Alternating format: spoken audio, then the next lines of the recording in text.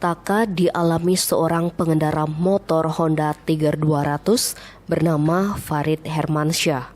Diduga gara-gara mabuk ia menabrak bak truk hingga tewas, sementara kekasihnya dalam keadaan sekarat.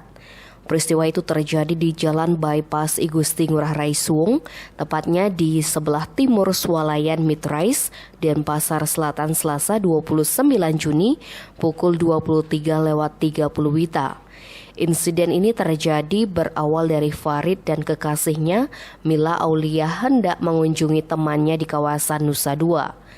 Namun sebelum berangkat, Farid sempat minum minuman beralkohol bersama teman-temannya.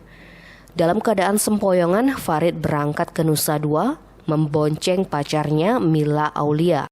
Saat melintas di Jalan Bypass I Gusti Ngurah Rai Suwung, korban mencoba menyalip truk molen dengan kecepatan tinggi. Namun naas ia menyeruduk bokong truk di depannya. Keduanya langsung terpelanting di aspal jalanan hingga tak sadarkan diri. Akibat benturan keras, Farid tewas di tempat sedangkan kekasihnya mengalami luka parah. Kasat Lantas Polresta Denpasar, Kompol Taufan Risaldi membenarkan kejadian tersebut.